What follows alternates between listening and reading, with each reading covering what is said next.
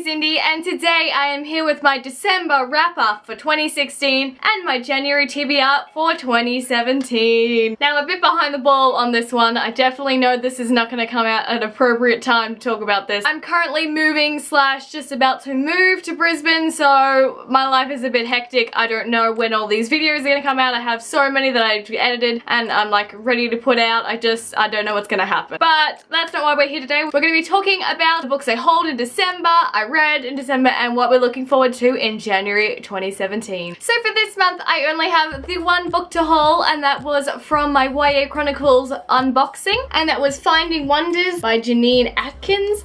Now, I really love this book when I unboxed it because it's such a cute, short little book, but it's got a nice, beautiful shimmer to it. It sounds amazing. We are following 3 girls and 3 different storylines from the 1600s to the 1800s, and they are all finding wonders, essentially. Contribute to science in a way. They're discovering things, they're looking into space and insects and just life and other things out there in the world, and I just think it sounds like such a amazing, like, fulfilling book, and also it's like a teeny tiny little hardcover, and that's just adorable. So this is the only one I have to haul for this month. Till January when I go to Dymocks, because I'll be living in Brisbane, and then I'm gonna be broke because I'm gonna go to Dymocks.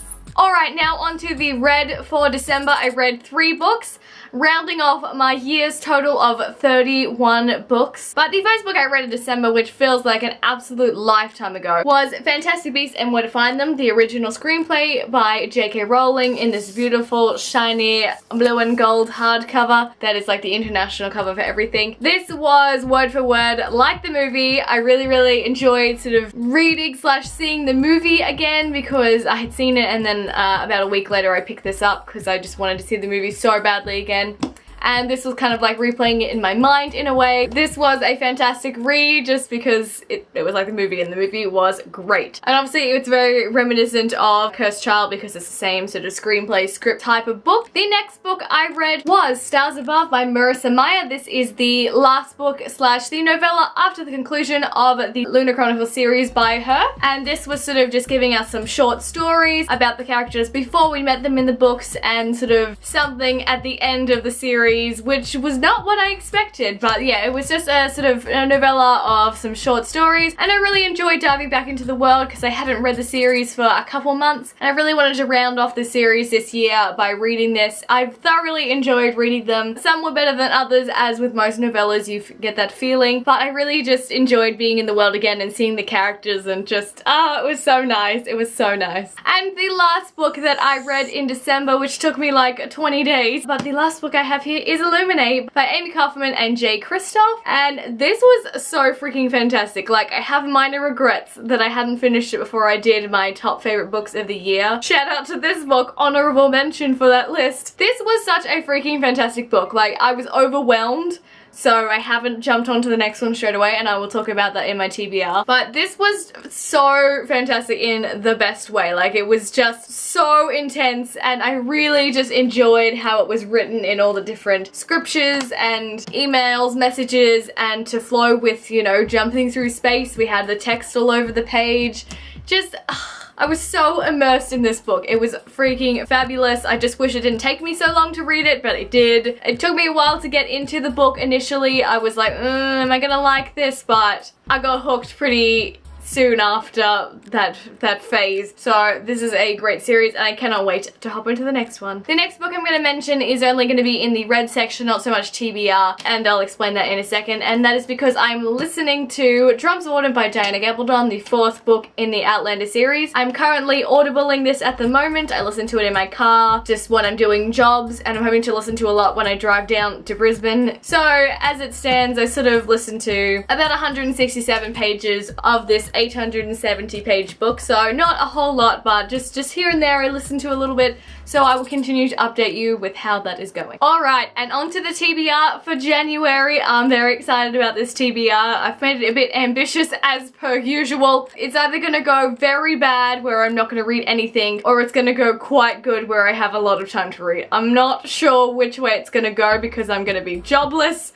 and not have anything to do while I'm in Brisbane for the beginning, but also lots and lots to do, so I'm just not sure which way it's gonna fall here. But anyway, nevertheless, I have 4 books to talk about today. So the first book that I have already started diving into for the new year is Landline by Rainbow Rowell. This is one of Rainbow's adult books, but I've had this one for so long. Like, it was one of the first books that I bought because I saw Christine from Pollen Bananas Books haul this one back in like 2014, so I was like, I need that book because I trusted all of her recommendations. But I wanted something light-hearted in between reading Illuminae and Gemina because that is just such an intense book. So I've started reading this one. It's not as light-hearted as I was thinking it was going to be, but it's still very interesting and it's a nice change from the sci-fi world. So I'm really enjoying this one, and I'm not very far in yet, but it seems like such a cool book and I cannot wait to get to the part where we are talking to her husband from the past, because this book we are following Georgie, who is a writer for a TV show, and somehow she's sort of falling out of love, slash they just have like a sort of mutual love for each other, her and her husband, and somehow she picks up a phone sometime during this book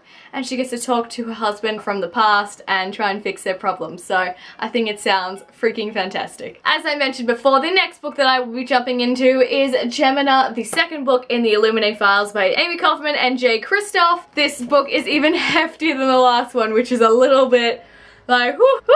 We're already diving into the big books for the year. I'm a bit terrified, but this book is like 660 pages. Absolutely stunning cover again. I'm very excited for the format of this book yet again, and just to follow on from what happened and get sort of it from a different perspective, because we are now following 2 different characters. They're in a different area than the people from our last book. So I'm so excited to see what is going to happen in this one, providing that's all going well. The next book that I want to read is Skullduggery Pleasant by Derek Landy. I tried to read this one last month and I just didn't ever get there, but I feel like my friend Nick is going to kill me if I don't read these at some point, so I'm definitely going to try and read this one. I'm sorry, Nick. I'm really gonna try and get onto this one this month.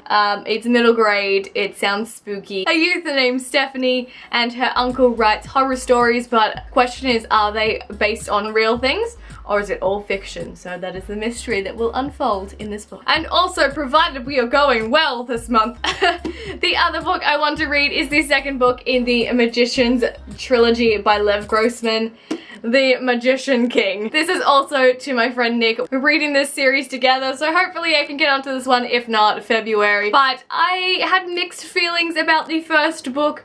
I enjoyed it a bit, but it was also not like the best book I've ever read, and the TV show is just like I don't know how to explain the TV show in relation to the book. I guess there is no relationship between the book and the TV show.